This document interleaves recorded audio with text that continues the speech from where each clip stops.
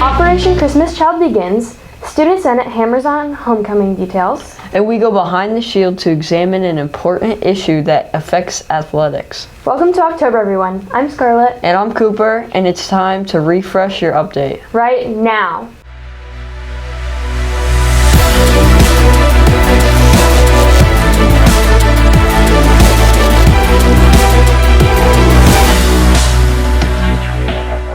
Good morning, Saints. This morning, all middle schoolers will be meeting in the gym with Samaritan Spurs. This assembly is at 8:30 and will be to introduce Operation Christmas Child. Plus, there will be a special guest speaker who has received a Christmas Child box and will tell us what it meant for her. What else is coming up today, Cooper? Well, today there will be a Student Senate meeting during lunch in room 244. This Wednesday will be a class shirt day for high school and middle school. Well, that's all for now, so let's go to you guys with sports. Thanks, guys. Last Friday in sports, the varsity volleyball team played Gateway Charter and won 3-1. Sydney Strom had 12 kills, 3 aces, and 11 digs. Ashlyn Anderson had 11 kills, 4 aces, 11 digs, and 13 assists. And Demi Ritchie had 4 aces and 23 digs. And we have a report from that game from Izzy. So roll it. As we're just a few weeks away from districts, the pressure is on as the ECS volleyball team prepares to face Gateway Charter. The Sentinels are confident they will take the win, but the record tells that they may be a challenging opponent.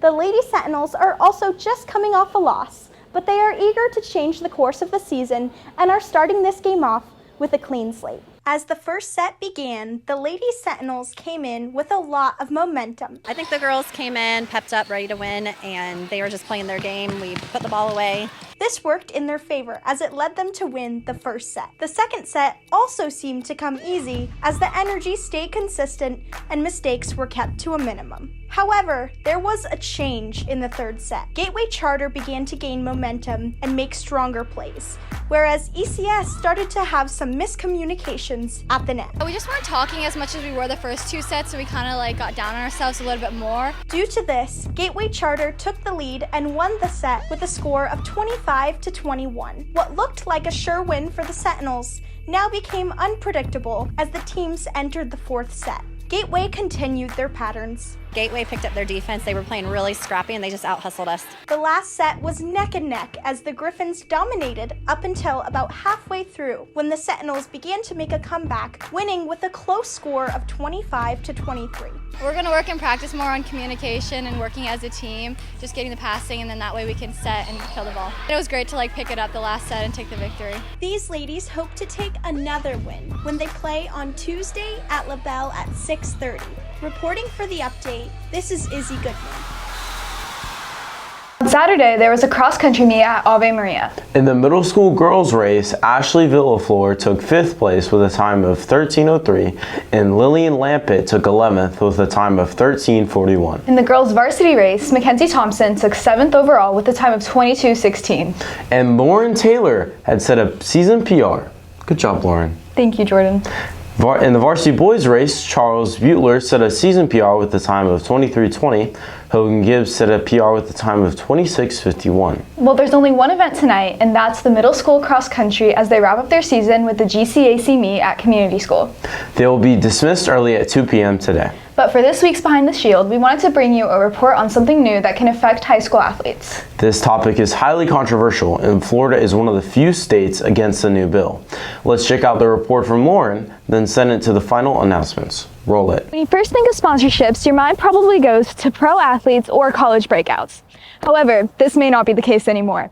In 2021, after a Supreme Court ruling, the NCAA was forced to allow college athletes to be able to receive NIL or name, image, likeness deals. They've now extended that to high school athletes. Although there are many positives to why high school athletes should be allowed to receive NIL deals, the negatives far outweigh the positives. First off, allowing these students to receive NIL deals can cause a level of stress. Although student athletes already face a lot of stress from performing at school, practice, and their best of their abilities during a game, these NIL deals could put another level of stress on the line. One study done showed that 91% of student athletes already face some level of stress due to their sport, and 58% face moderate to extreme levels of stress. However, athletic director Chris Harris said that this might not be the case.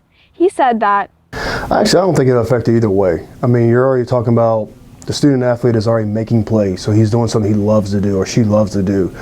Now you're looking at, all right, what does their social media account look like? They already have 30,000 followers. All you're now asking them to do is say, hey, make a 5-minute clip for Dove soap. Next up, student athletes will focus more on the athletic part of what it means to be a student athlete. They'll switch schools to a school where they have a higher chance of receiving a brand deal, only to be receiving a lower education and less playing time. Although NIL deals can be very beneficial, senior Jack Shooker agrees with Florida's decision to not allow high school athletes to receive NIL deals. He said that high school athletes most of the time are just playing a sport for fun and don't take it that seriously. He also said that if you're playing a sport in college, there may not be time for you to get a job, so you have the money from NIL deals to help support yourself. This can mean that high schoolers can not worry as much about being seen and focus more on their studies and having fun. NIL deals have a lot of pros, like funding for college, fostering connections with businesses, and making more players able to be seen. There are also cons, like higher stress levels and focusing less on academics. For the update, I'm Lauren Taylor. Thanks for that, Lauren. You know, it's hard to imagine seeing high school students selling things with their endorsements. That's true, but anything is possible now that college students can do it. Speaking of images on things, many of you should have gotten your yearbook photos back by now.